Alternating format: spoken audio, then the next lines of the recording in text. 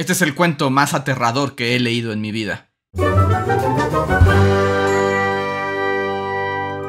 En este club de lectura hemos leído a Yasutaka Tsutsui, un gran exponente del cuento extraño japonés. Esta es una historia maravillosa, pero también muy desagradable, así que tómenla con precaución. Recuerden que están invitados a participar en futuros clubes de lectura. Encuentran toda la información en mi Discord, que dejo en la caja de comentarios de este video. Así que si les gustan estos videos, suscríbanse ahora mismo, déjenme un like y también comentarios. Y si quieren apoyarme, también pueden ir al sistema de membresías. Pero ahora vayamos a escuchar el club de lectura sobre el cuento El límite de la felicidad. ¿Están listos, capitán? Yatsukata Tsutsui. ¿Qué pasa con él? Ok, un poco es como... Es probable que... tal vez no habían leído a Tsutsui, pero probablemente sabían algo de Tsutsui, porque Tsutsui es el creador, el escritor de Paprika. ¿Recuerdan la película de Satoshi Kon? La de Paprika en el mundo de los sueños.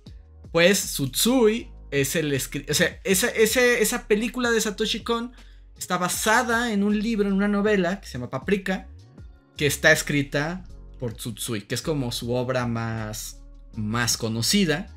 Que de hecho, dato curioso, medio otaku, pero Tsutsui sale en la película de Paprika. Él da la voz a uno de los del bar. ¿Ves que hay como un bar que está como entre los mundos de la vigilia y del sueño? Uno de los bartenders es Tsutsui, ¿no? O sea, él es la voz de... Y de hecho el dibujo está un poco hecho como él. Dice que Paprika no le copió a Nolan, guiño guiño. Entonces tenemos que ver la película y quemar el libro. No, pueden ver ambas cosas. Pero... Entonces, ese es Tsutsui. ¿Pero quién es Tsutsui? Tsutsui es un escritor un tanto raro. Es algo incómodo en el mundo de... O sea, en Japonia. en el mismo Japón, Tsutsui es un escritor curioso. Porque es un escritor... Su género es difícil de identificar. Está un poco entre la ciencia ficción, la fantasía, el horror... Y un poco... Me choca decir esto, lo voy a decir porque... Para no entrar en Honduras. Pero un poco como surreal también, ¿no? O sea, juega con este mundo de... Justo como en Paprika, entre los sueños, el subconsciente, lo dúctil, el sentido oculto, ahí como la psique, ¿no? Es fantástico, sí, podría ser fantástico también. Y lo que tiene Tsutsui es que es un escritor también bastante contemporáneo, ¿no? O sea, no es joven, pero se siente moderno, ¿no? Y Tsutsui tiene una cosa de que, por ejemplo, él es un escritor muy pop, escribe mucho del presente, de su realidad, sus filias, digamos, sus obsesiones son los medios de comunicación, así que la vida moderna, un poco los estándares de vida en Japón, los arquetipos japoneses, ¿no? Pero de la gente común, como el ama de casa, el salaryman, los colegiales, etcétera, con una mirada muy crítica de la sociedad contemporánea y en un tono entre cómico y bien agresivo, ¿no? Es como que puede ser muy chistoso y al mismo tiempo ser muy brutal. Por ejemplo, a Tsutsui no lo quieren mucho entre los escritores como más acá de Japón, porque Tsutsui es también un rebelde y él dice como esta onda de que él ni siquiera lea los clásicos japoneses. O sea, que es donde me rompe el corazón, pero es como de... Ese vato dice, yo a Kawabata, a Kensaburo, a Mishima, a Soseki, guácatelas, ¿no? Yo no los necesito. No tengo que leer a esos vatos. Yo vivo del manga, los videojuegos y el reality show, ¿no? Básicamente eso es como sus... Y el internet, de hecho, para Tsutsui el internet es muy importante. Porque, pues, tiene este estilo satírico y cochinón, ¿no? Y por ejemplo... Tsutsui tuvo muchos problemas con la prensa japonesa. Hay un cuento que escribió donde hace una representación como muy ofensiva de la gente que tiene esquizofrenia. Y entonces como que las sociedades de esquizofrénicos de Japón casi le hicieron un linchamiento público, ¿no?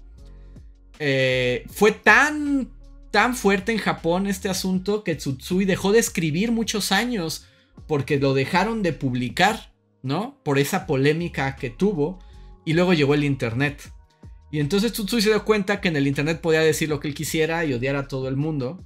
De hecho, hace pocos también hizo un comentario bastante misógino y como cultura de la violación bastante cuestionable. Pero entonces en internet él empezó como, pues se dio cuenta que ahí podía hablar sin censura. Y muchos de sus cuentos y muchas de sus cosas también las empezó como a manejar en redes. Y eso como que le dio su revival, ¿no? Es un tipo bastante polémico, bastante raro, pero tiene una visión muy interesante en su literatura, ¿no? Su literatura, les digo, ha tenido... Y como que refleja estas cuestiones mediáticas. Por ejemplo, en este mismo libro que tiene un nombre también muy escandaloso, que es Hombre Salmonela del Planeta Porno, hay un cuento, por ejemplo, de un tipo que le gusta fumar, pero las asociaciones antitabaco de Japón prohíben el cigarro y entonces se termina convirtiendo así como en el fugitivo número 1, ¿no? Es así como persecución y quieren su linchamiento y quieren su cabeza porque le gusta fumar. Hay otro, creo que también está en este libro, que es como un dude normal que de pronto todos los medios de comunicación, que además sabemos que en Japón son bien agresivos los medios de chismes y han hecho que gente se suicide. Es un tipo normal que los medios empiezan a reportar todo lo que hace y a criticarlo y a sacarle todos sus trapos, pero él no es un tipo famoso, es un oficinista, ¿no? Entonces juega con estos como esquizofrenias, como estas esquizofrenias del mundo moderno. Entonces es una lectura un poco difícil, que también Tsutsui es de esos autores como ya hablamos de Bolaño y como de otros, que también el presente no les favorece, ¿no? O sea, el presente no les favorece a ellos, los deja en un muy mal lugar. Pero bueno, también la literatura es así, también es incómoda y también hay cosas que vale la pena revisar. Yo este libro lo leí hace mucho tiempo y recuerdo que sí, fue como me mal viajó mucho, en un sentido también como de te enfrenta a cosas que por lo generalmente, o al menos yo en mi juventud no me había enfrentado, ¿no? Y recuerdo, y por eso puse este cuento en la ruleta, porque recuerdo que fue muy incómodo, o sea, y sí es aterrador, pero es un tipo diferente de terror. Por eso les digo, la pregunta del día es, ¿qué cosas nos dan miedo? ¿Y por qué nos dan miedo? Y Tsutsui también, les digo, puede estar como en el absurdo, así luego tiene como humor Monty Python, pero luego puede brincar a la cosa más brutal, ¿no? Del mundo. Y el cuento, pues, que se llama El límite de la felicidad, es un tanto... Eso es como duro. Aquí va spoilers, aquí va un poco de qué trata el cuento. Pues el cuento trata de un dude, que es un güey, que es, digamos, que en el sistema capitalista contemporáneo, diríamos, es un viejo, es un dude exitoso, ¿no? Es un güey que tiene un buen trabajo, gana dinero, tiene una casa muy bonita, tiene a su familia, pues tiene la felicidad, ¿no? Tiene todo, o sea, tiene todo lo que uno esperaría. Pero, de alguna manera, pero él está insatisfecho. Y lo que va ocurriendo en el cuento, que es como medio aterrador a su manera, ¿no? Pero este dude está insatisfecho, aunque tiene todo, por decirlo de alguna manera. Y su familia tiene todo y también está insatisfecho. Y de alguna manera todos están buscando cosas de las que quejarse. Que si el marido no es un amante lo suficientemente bueno, que si la tele no es la tele más nueva, que si el baño, que si quién lava los trastes, que si la comida es muy rica o no es muy rica. Pero lo que ocurre con este personaje es que vemos luego que es una persona espantosa, es un monstruo también a su manera, porque es extremadamente violento. O sea, él habla de que justo tiene sus peleas con su mujer y la golpea, ¿no? A la mamá que vive con ellos la maltrata. Tiene un bebé que también lo odia al bebé, al grado de que en algún momento lo quema, lo mete a una... O sea, se van a bañar y lo mete al agua hirviendo solo por ver que puede hacerlo, para ver qué pasa, ¿no? Pero entonces tú empiezas a sentir como... O sea, él te va contando cómo van escalando estos exabruptos violentos que son de su familia y particularmente de él, que también el tipo es siniestro porque es... ¿Cuál es? No quiero verme muy payaso, pero ¿cuál es la palabra en español? Pues como unapologetical, ¿no? O sea, que no se disculpa, que no tiene remordimientos. Al contrario, analiza muy fríamente, ¿no? Todas las situaciones, incluso cuando genera violencia. Pero esa violencia va escalando.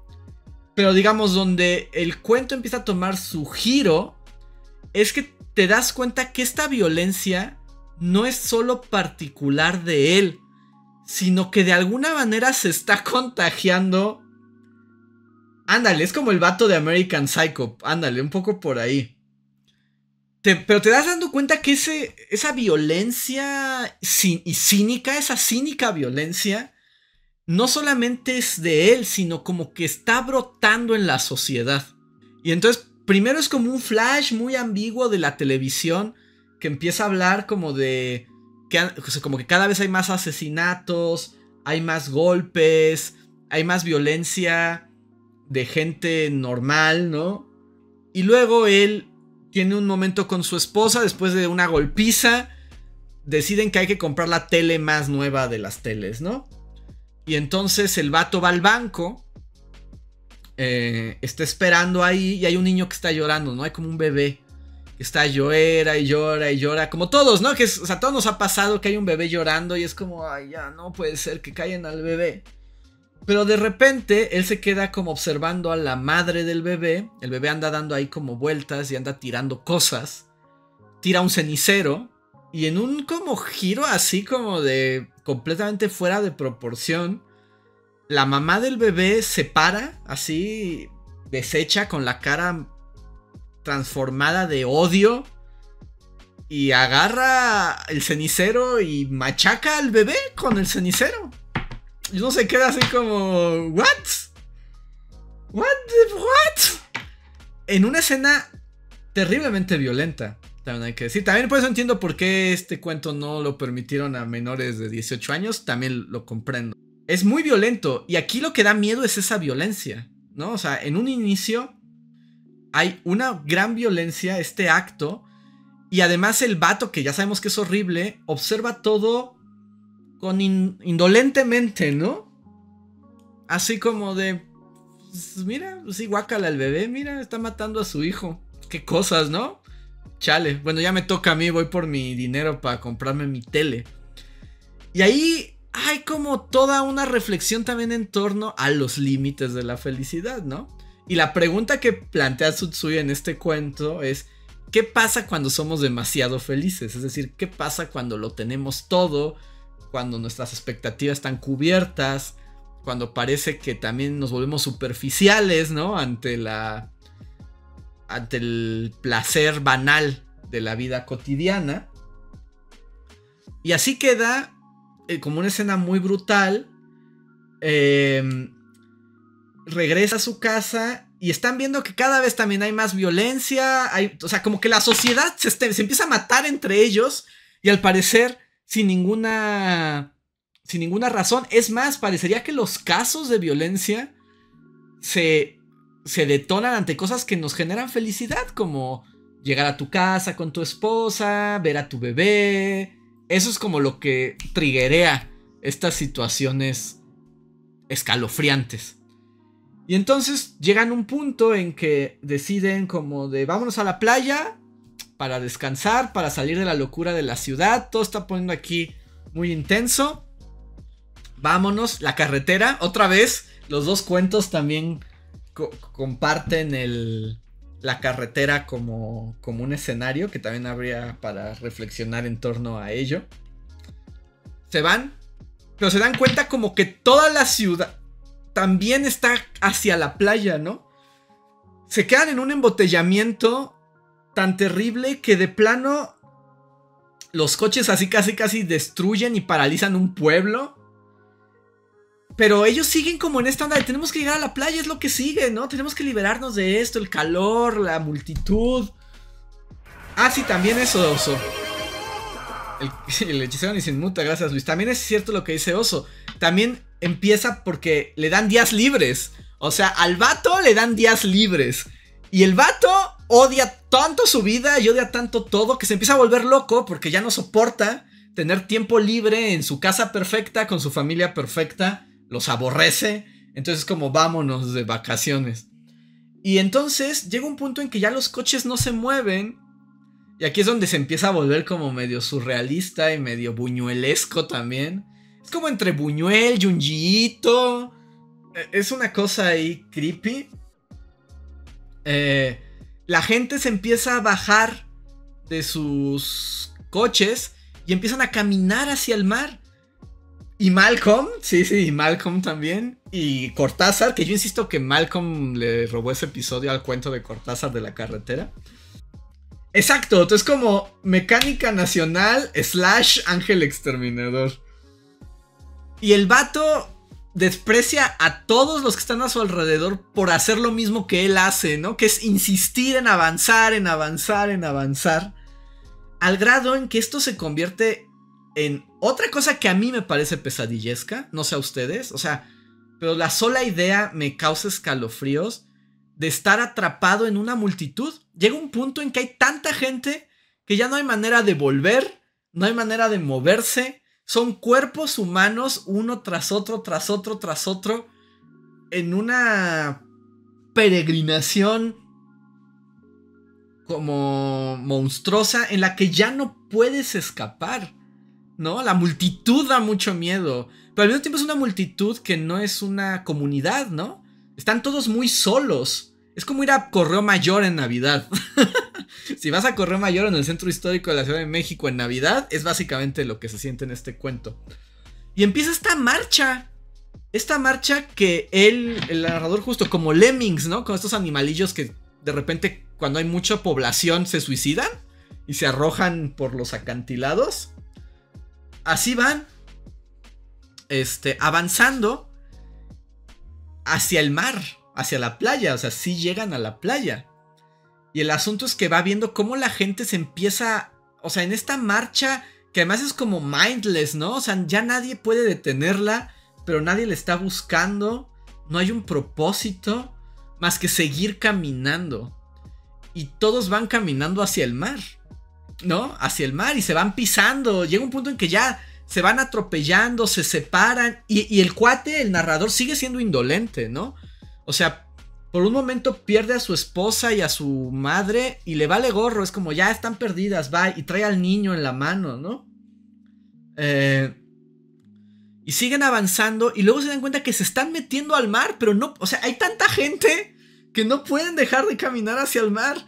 Y caminan y caminan y va subiendo, ¿no? El agua, ¿no? O sea, también va subiendo el agua al grado que llega un punto, en otro momento super tsutsui, que empiezan a sentir que ya no están pisando la arena y están pisando los cuerpos de los muertos, ¿no? De los que ya se ahogaron, de los que fueron aplastados por la multitud. Y en un momento muy tsutsui, la descripción es como muy... que empiezan a caminar sobre el agua que ya está tibia y siente con los pies descalzos cómo va pisando las espaldas de los muertos, ¿no? Y luego en un momento pues va con el niño y en un primer momento se lo sube al hombro porque pues ya traen el agua, ¿no? Y van cayendo uno tras otro, uno tras otro. Y él sigue en esa actitud indolente, ¿no? De me vale gorro, la humanidad no tiene sentido, los desprecio a todos. Y como que en el clímax del horror, ¿no? El clímax del horror es que también se da cuenta que si él quiere vivir, tiene que nadar. Y tiene que ganarle a toda esa multitud, ¿no? Y que el hijo le estorba, ¿no? O sea, que el hijo le estorba. Y en este acto de desprendimiento, crueldad y brutalidad, llega un punto en que agarra al niño y lo avienta así como de... Ahí te vas, bye, ¿no? O sea, eres un lastre. Eres un lastre para mí. Que también habla como de esa individualización del ser humano, ¿no? O sea, solo importa uno mismo. Los demás dejan de importar. Entonces, lo arroja.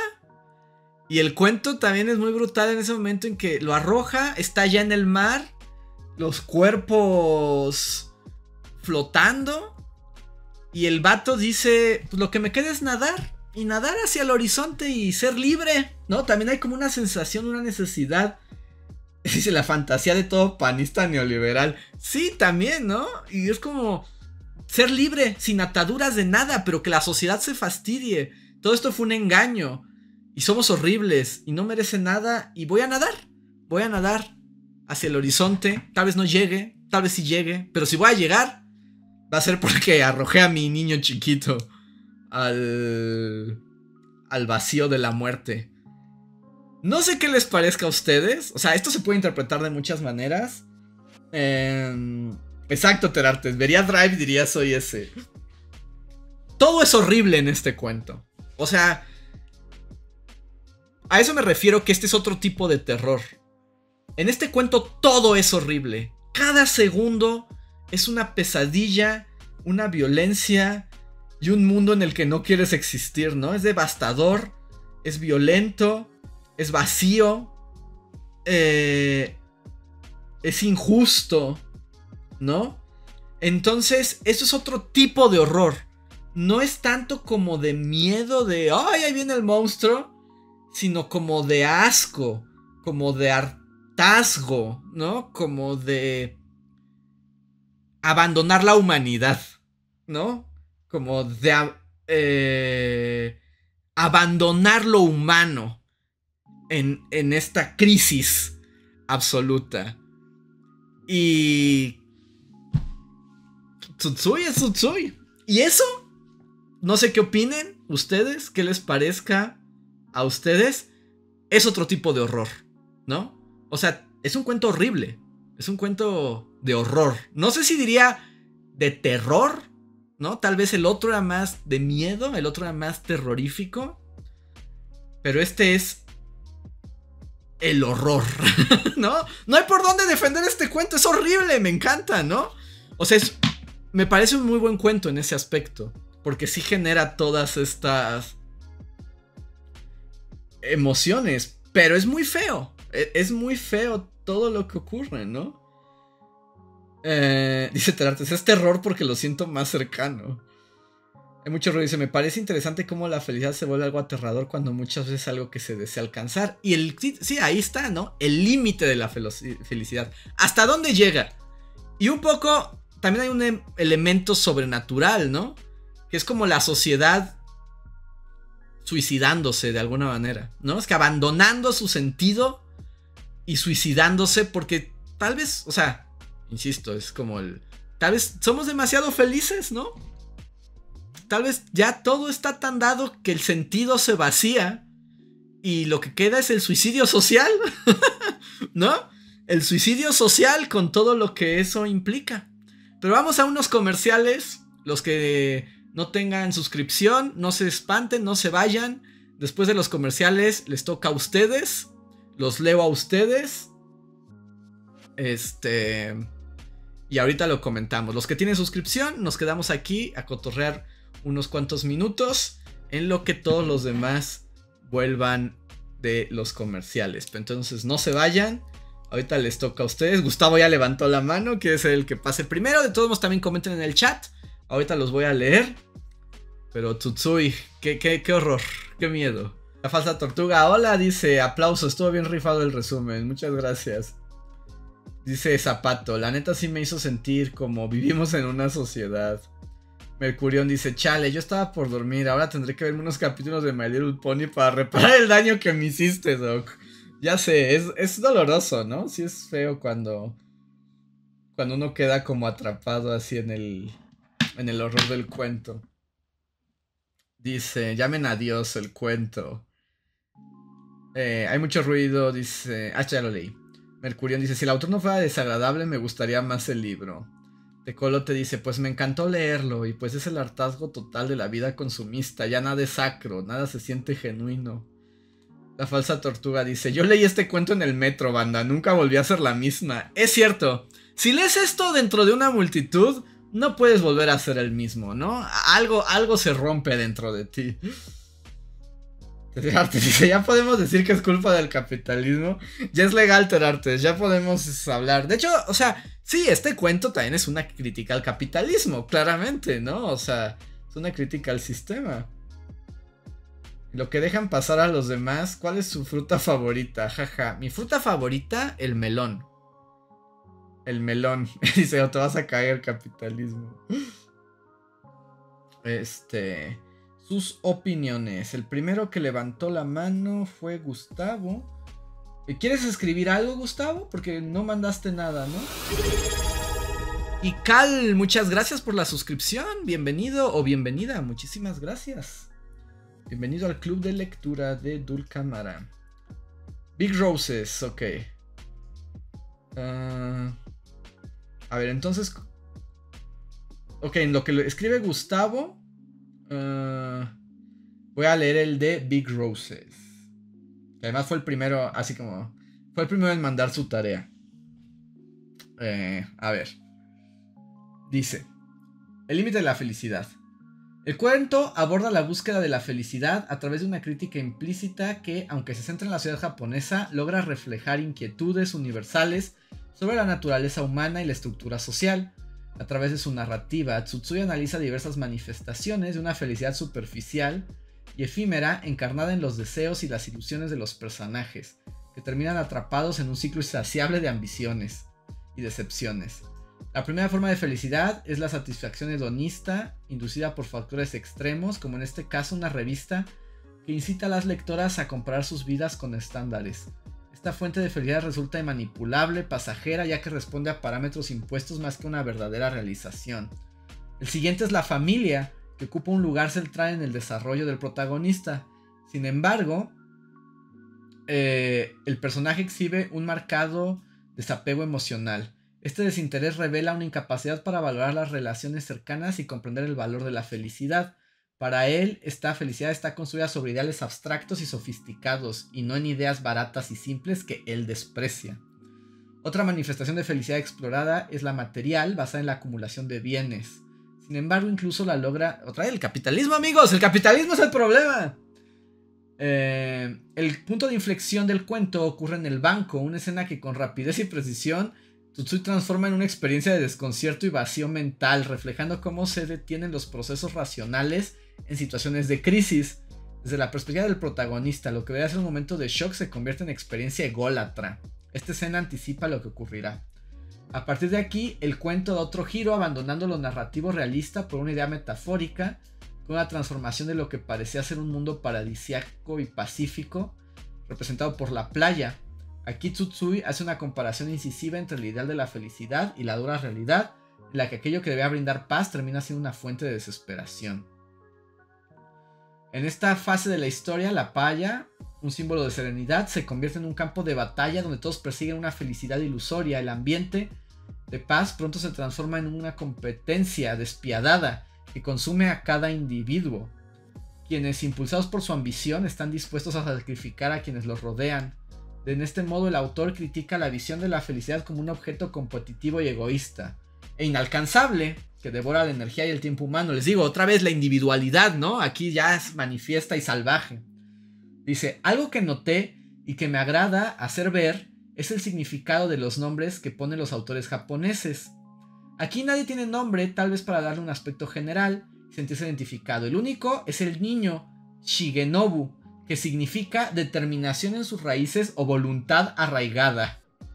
En este contexto de la obra, el nombre de Shigenobu podría ser una crítica sutil o un comentario irónico sobre las expectativas y presiones que la sociedad coloca en las generaciones más jóvenes, lo que lo lleva al punto de dejar la carga de los mismos o más problemas a la de los hijos. También el papel del niño Shigenobu es interesante. Y sí, es como la voracidad, el vacío. ¿Dónde está la felicidad, amigos? Big Roses.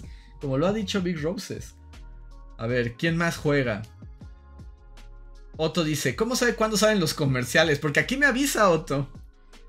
La falsa tortuga dice, lo genial de todo esto es que es ficción. Tsutsui es un escritor tremendo. Se parece a la realidad y no. Es un desbordado. Sí, sí. Tsutsui no conoce límites. Tsutsui no le teme a la ficción, ¿no? Y está dispuesto a llevarlas a sus últimas condiciones. Voy a leer el que acaba de poner aquí Gustavo. Dice, déjenme tomar agua porque sí estuvo largo. Gustavo dice, buenas noches, comento que me gustó. Y cuando leí el principio, lo primero que pensé fue, ¿qué demonios con el doc? Todo el tiempo me sentí como cuando una persona horrible te cuenta cómo es horrible con los demás y tú solo sonríes porque te da miedo ese tipo. Gran uso del narrador y la primera persona.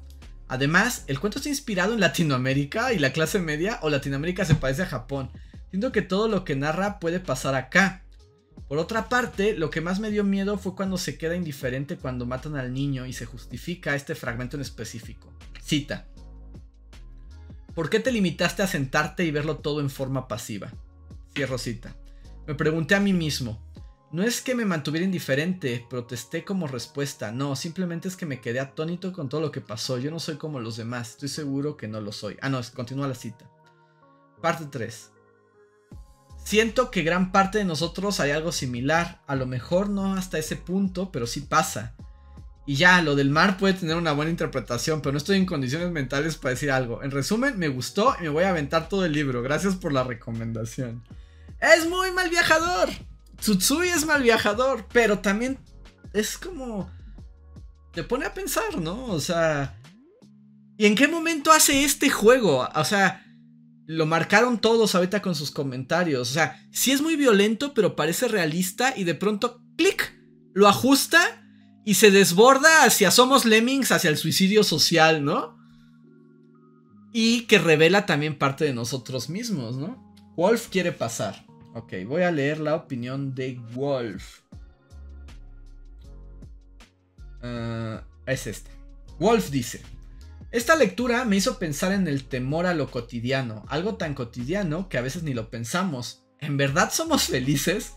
Esto visto desde la perspectiva del protagonista y su familia, los cuales inician mostrando su incomodidad con la vida, el dinero, el sexo y sus dinámicas familiares. Creo que más que la inconformidad del protagonista, podemos notar su frustración violenta por no tener la vida que desea, por lo que con las páginas empezamos a notar como incluso él se miente pensando que siendo consciente de sus inconformidades, no se siente como los demás, y esto lo tenemos en el punto máximo que la escena del banco, en la que reflexiona un poco de esto, y aunque después las cosas mejoran para él y su familia, mientras en contraste empeoran con los casos de violencia en la sociedad.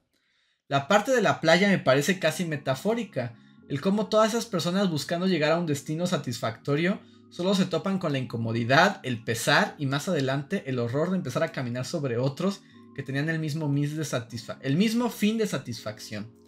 Este cuento me hizo recordar Army of One de Junji Ito, en donde después de asesinatos misteriosos de gente cosida unos a otros, todo empieza a degenerar en un poco de locura y paranoia, mientras el protagonista solo piensa estar con la chica que le gusta.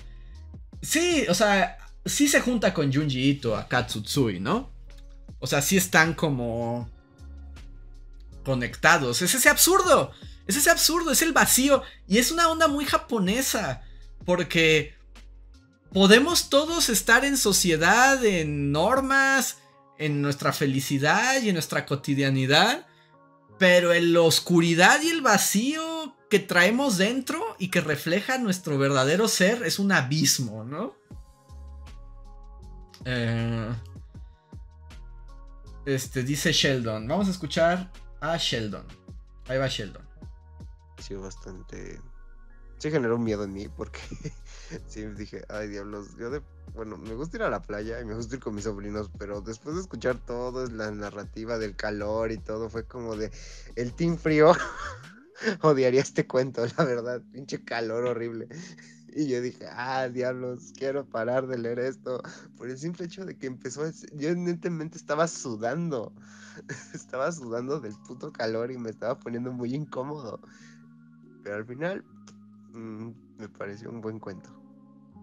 Pero eso sí, como que sí dije al final, de lo que matan al niño cuando lo están esperando y todo, me quedé pensando, señor, usted es una persona horrible y puedo esperar que usted haga lo mismo. En serio. Y lo hizo, al final lo hizo. Fue genial. Muchas gracias. Exacto. Luego. Al final lo hizo, ¿no? O sea, al final él es un monstruo también. Todos somos monstruos en o sea, en esto y justo, como decía Gustavo, ¿no? Es como escuchar a alguien que es horrible y aterrador y solo lo sigues escuchando porque te da miedo, ¿no? Y esta incomodidad, el calor, los cuerpos, es una gran descripción, Dice Virros, ¿me recuerdas la frase? Teme más lo que cayó que de lo que suelo decir. Ajá, es el vacío y la oscuridad, ¿no? El vacío humano. Voy a leer ahora a Hay mucho ruido. Dice, sobre el límite de la felicidad. Este último año he tenido la intención de comenzar a leer literatura japonesa, pero ha sido hasta hoy que gracias al club pude conocer un poco de ella a través del cuento de Tsutsui. Me ha parecido un cuento increíble. No esperaba encontrar una historia que hiciera una crítica a la falsa felicidad que muchas veces debemos adoptar para poder relacionarnos como seres humanos, y cómo sostener estas máscaras en nuestros rostros puede desatar los monstruos más horribles y violentos que hay dentro de nosotros. Pienso que las historias más aterradoras no siempre tienen que ver con seres fantásticos, sino que pueden surgir de nuestras emociones reprimidas y encontrarlas en nuestra cotidianidad. La parte que más me gustó fue cuando se narra el andar en lo que pareciera ser una especie de inframundo, purgatorio o camino al infierno. Me hizo imaginar que ya estaban muertos, pero aún no lo sabían, o que caminaban con muertos condenados a fingir que son felices eternamente. Aterrador. Aunque muy interesante, porque según entiendo que en el purgatorio los muertos lloran o sufren hasta purificarse y alcanzar la gloria. Lo cual también me hizo pensar en ella cuando las personas caminaban con el deseo de llegar pronto a la playa. En mi opinión, es un gran cuento. Estoy muy emocionada por seguir conociendo al resto de las historias de este libro. Tsutsui se antoja leerlo más. O sea, es horroroso lo que van a leer. Van a mirar al horror a la cara. Pero Tsutsui se deja leer. Y se deja leer muy bien. Lean después el cuento que es el cuento más largo de la antología, El hombre salmonela del planeta porno. Y les va a explotar el cerebro. O sea, es como de no puede ser. No puede llegar más lejos. No puede llegar más lejos. Y adivinen qué. Llega más lejos. Tsutsui no le teme a nada, ¿no? O sea, llega hasta las últimas consecuencias. Y todo como en el desfile de Paprika, básicamente. Dice Terartes que va él. El límite de la felicidad, de Tatsukasa Tsutsui. Siempre adoro la forma en que los asiáticos tienen de retratar el día a día de las cosas. Es como si su costumbre fuera una poesía en movimiento constante, como si cada detalle, cada pequeña minuciosidad representara el epítome de lo sublime en la vida. Y cuando se trata del horror cotidiano, siempre puede ser lo más horrible y triste, pero en forma ser algo bello y hermoso. Perfectamente podría definir este cuento como la vida, recorriendo las costumbres y día a día de una familia, luego el día a día de las familias congeniando en sociedad, luego el día a día de las sociedades congeniando en el capital, todos y cada uno formados y trazando un camino para los de atrás, todos y cada uno siguiendo y dejándose llevar por el remolino hasta que la paz por fin los alcance y ponga fin a esta felicidad pactada. Creo que tengo que aplaudirle mucho a Junji Ito por retratar a los remolinos o Uzumakis como esa sociedad que se va degradando y consumiendo hasta el fin de los tiempos, pero en una perfecta y organizada armonía. Creo que Tsutsui ve el pacto social como un arma de doble filo. donde podemos estar tranquilos que un desconocido no vendrá para acuchillarnos en la noche. Pero a su vez, nadie puede venir a tu rescate si a tu conocido se le ocurre subir a tu cuarto con un cuchillo, aunque sea de día. Y es que a pesar de ser una cultura que pasó tanto tiempo encerrada y tan alejada de nosotros, es increíble cómo resuena tan fuerte con nuestra propia cultura, señalando cada uno de los problemas que ostentan las esferas privadas y públicas, y cómo el mismo sistema te ofrece la solución para continuar con el pacto y no encender ninguna de las alarmas. ¿Problemas con el marido? Un televisor nuevo debería arreglarlo. ¿Qué es eso de machismo? ¿Problemas con el niño? Cómprese algo bonito, que seguro con eso lo aguanta, lo entretiene. No es que sea una mujer única cuidando a su hijo. ¿Problemas con la existencia misma y su falta de sentido le está haciendo ver remolinos? Unas vacaciones de verano, sí señor. Usted entiende cómo funciona esto. Y me encantaría hablar sobre las similitudes entre ambos cuentos al retratar la rutina y el contrato social que nos mantiene como gente civilizada, pero carentes de humanidad, si es que no se le critica y señala. Pero ya me extendí bastante y guardaré unas cuantas palabras para el siguiente cuento. Saluditos. Muchas gracias, Terartes. Y sí, están esas... Sí, el Uzumaki está ahí conectado con Tsutsui y su marcha hacia el mar, ¿no? Y me gusta esto que mencionas, la degradación social, ¿no? Y eso es también una cosa muy japonesa. Y un poco del horror japonés puede venir de esa degradación. O sea, piensen en Uzumaki, piensen en Tsutsui. Ahorita pensé en Devilman Crybaby, no sé si la vieron. Que también nos lleva un poco más del lado como diabólico. Pero también la degradación de los seres humanos, ¿no? O sea, cuando nos degradamos y se rompe justo estas reglas que creemos que nos contienen, pues no somos más que bestias salvajes, sin corazón y despreciables, ¿no? Entonces, les digo, es otro tipo de horror. Es un tipo de horror muy distinto al del primer cuento, pero ambos coinciden en la ruptura de lo cotidiano, de lo familiar y del mirarse a uno mismo. Dice Devilman, el manga es mejor. Eso, no lo dudo, pero si no quieren el manga, la versión de Crybaby es muy buena, está muy bonita y a mí me causó pesadillas. O sea, no pude dejar de tener pesadillas como por 2 semanas con esa cochinada. Y ahora les pregunto, ¿me falta alguien? ¿Alguien me estoy brincando? Che. Dice Wolf, a mí me deprimió Crybaby. A mí también me deprimió muchísimo. Y por estas mismas razones, ¿no? Un poco lo que se retrata en este cuento está también retratado ahí, solamente que con el diablo. ¡Ay, el diablo! ¿Cómo es el audio? ¡Qué miedo el diablo! ¿Cómo dice? Sí, presente. Póngale play, ¿ok? Este es Yesh. Buenas noches a todos. Mi comentario respecto a la lectura, El límite de la felicidad, es que me pareció una sátira subversiva y irreverente acerca de la percepción que tiene el autor sobre la sociedad japonesa.